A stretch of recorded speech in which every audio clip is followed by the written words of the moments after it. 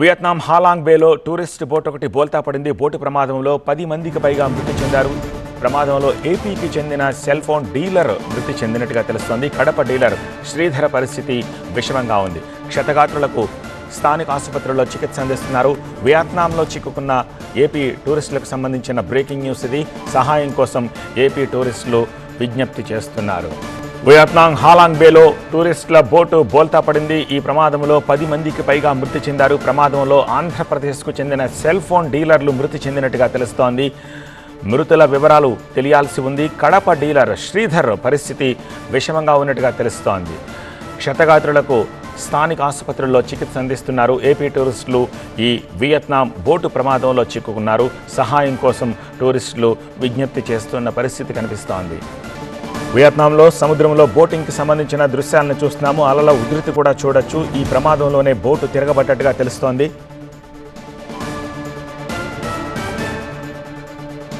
ప్రమాదంలో బోటు తిరగబడిన తర్వాత ఆ అలల ఉధృతిలో రెస్క్యూ ఆపరేషన్స్ నిర్వహిస్తోన్న దృశ్యాలను చూస్తున్నాము. హాలాంగ్ బేలో ఈ ఘటన చోటు చేసుకుంది. వెంటనే రెస్క్యూ చేయడం కోసం స్థానికంగా ఉన్న అధికారులంతా కూడా విస్తృతంగా అక్కడ గాలింపు చర్యలు చేపట్టారు. అయితే 10 మంది వరకు ఈ ప్రమాదంలో మృతి చెందినట్టుగా తెలుస్తోంది. క్షతగాత్రులకు స్థానిక ఆసుపత్రిలో చికిత్స అందిస్తున్నారు.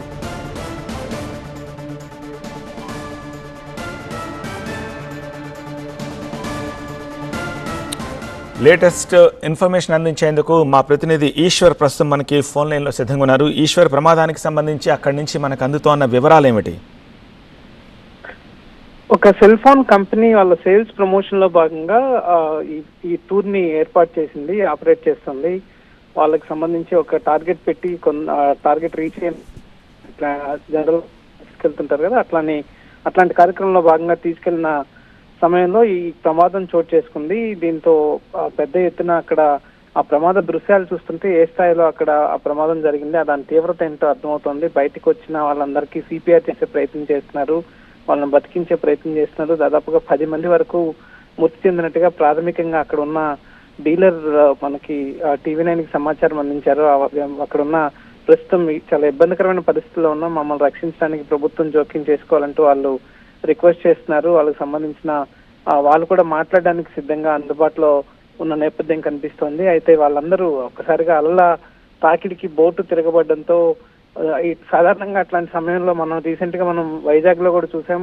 గజ ఈతగాళ్ళైన మత్స్యకారులు కూడా అట్లాంటి సమయాల్లో ఆ ప్రమాదాన్ని నుంచి తప్పించుకోలేని పరిస్థితి. సో అట్లాంటి వాటిల్లో ఈ లైఫ్ జాకెట్లు ఉన్నప్పటికీ కూడా వాళ్ళు వాటిని సరిగా ధరించారు, లేకపోతే అక్కడున్న ఇబ్బందులు నేపథ్యంలోనే వాళ్ళు చాలా మంది మృతి చెందినట్టుగా తెలుస్తుంది. అందులో ఆంధ్రప్రదేశ్ కు సంబంధించిన వాళ్ళు కూడా మృతి చెందిన వాళ్ళలో కూడా 2-3 ఉన్నట్టుగా ప్రాథమికంగా సమాచారం అందుతుంది. ఆ తర్వాత వాళ్ళని కొంతమంది క్షతగాత్రులని స్థానిక హాస్పిటల్స్ కి తీసుకెళ్లారు, వాళ్ళకి చికిత్స అందుతోంది. సో హృదయ విదారకమైన ఘటనల్ని వాటన్నిటిని అక్కడున్న ఆంధ్రప్రదేశ్ సంబంధించిన డీలర్లే మనకి పంపించడం జరిగింది. వాళ్ళ అక్కడున్న ఈ ప్రస్తుతం వాళ్ళు అనుభవిస్తున్న యాతనని బయటకు తెలియజెప్పడంతో పాటు స్థానికంగా ప్రభుత్వాల సహకారం కూడా లేకపోతే మేము ఇక్కడి నుంచి వీలైనంత త్వరగా ఇక్కడికి రావడం కావచ్చు, లేకపోతే ఇక్కడ అవసరమైన సహకారాన్ని అందించేందుకు ప్రభుత్వం జోక్యం చేసుకోవాలని కూడా వాళ్ళు కోరుతున్న నేపథ్యం కనిపిస్తుంది. సో అనుకోని ప్రమాదం పెద్ద ఎత్తున జరిగింది. దీంతో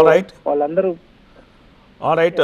ఈశ్వర్, ఒక నిమిషం హోల్డ్లో ఉండండి. ప్రస్తుతం అక్కడి నుంచి ఒక టూరిస్ట్ శ్రీనివాస్ మనతో మాట్లాడడానికి మనకు అందుబాటులోకి వచ్చారు. శ్రీనివాస్ గారు, నా మాట వినిపిస్తోందా మీకు? శ్రీనివాస్ గారు, ఏం జరిగింది అసలు?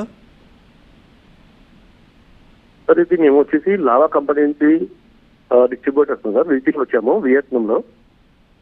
ఓకే, హలో చెప్పండి. వచ్చేసి ఐలాండ్ కి వచ్చాము సార్. త్రీ బోట్స్ సార్ ఇవి.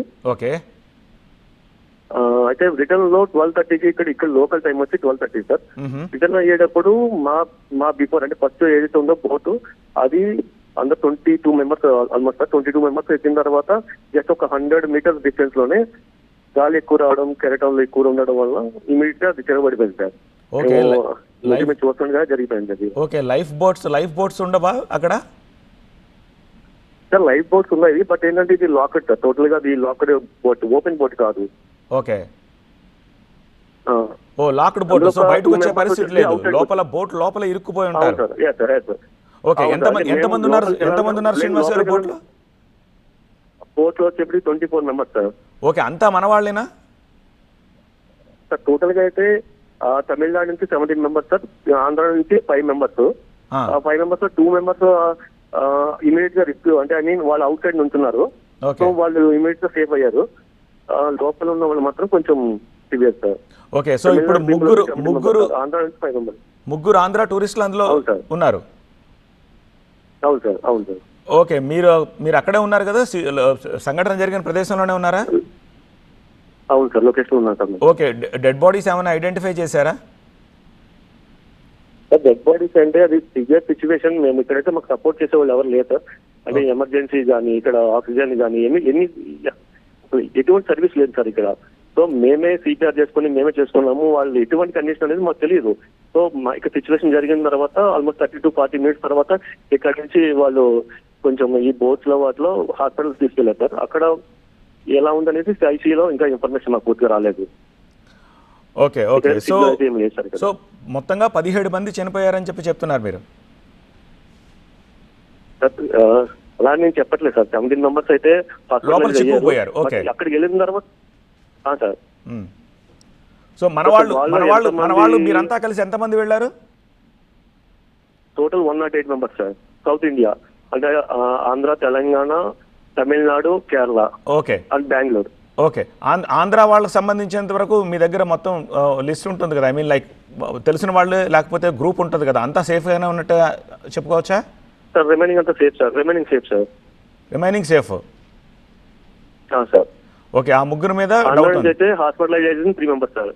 ఓకే, హాస్పిటల్లో ఉండొచ్చు. ఆల్ రైట్, శ్రీనివాస్ గారు, థ్యాంక్ యూ అండి డీటెయిల్స్ మాతో షేర్ చేసుకున్నందుకు. సో ఇది మొదటిసారి కాదు, ఇన్ఫ్యాక్ట్ వియత్నాంలోని ఫుకోక్ ఐలాండ్లో లాస్ట్ ఇయర్ ఎగ్జాక్ట్గా ఇదే నెలలో జూలైలోనే సేమ్ బోటు ప్రమాదం జరిగి ఆ రోజు 27 మంది చనిపోయారు. మళ్ళీ ఇప్పుడు అలాంటి ప్రమాదమే ఇక్కడ మళ్ళీ చోటు చేసుకుంది. Vietnam government embassy of India హనాయ్కి డీటెయిల్స్ కూడా ఇచ్చింది. ఈవెన్ కంట్రోల్ రూమ్ ఏర్పాటు చేసి కొన్ని ఫోన్ నెంబర్స్ని కూడా ప్రొవైడ్ చేశారు. దాదాపుగా సౌత్ ఇండియా మొత్తం నుంచి 108 మంది 110 మంది దాకా వెళ్ళినట్టుగా చెప్తున్నారు శ్రీనివాస్. అందులో తెలుగు వాళ్ళు, ఆంధ్ర వాళ్ళు సైతం ఉన్నట్టుగా తెలుస్తోంది. బట్ ఇంకా ఎగ్జాక్ట్గా డీటెయిల్స్ తెలియరావట్లేదు. చాలా వరకు ఆంధ్ర టూరిస్టులు అయితే సేఫ్గా ఉన్నారని చెప్తున్నారు. బట్ 2-3 మాత్రం అందులో చిక్కుకుపోయారు అని చెప్తున్నారు. వాళ్ళని రెస్క్యూ చేసి హాస్పిటల్కి తరలించారా, వాళ్ళ పరిస్థితి ఏమిటనే విషయం మీద డీటెయిల్స్ తెలియరావాల్సి ఉంది. కంట్రోల్ రూమ్ ఎస్టాబ్లిష్ చేసి హనాయ్లో ఆ నెంబర్స్ని కూడా ప్రొవైడ్ చేస్తున్నారు. అలాగే ministry of external affairs, government of India కూడా ఈ ఇన్ఫర్మేషన్ని India in Vietnam embassy of Hanoi కూడా ఇన్ఫామ్ చేస్తోంది.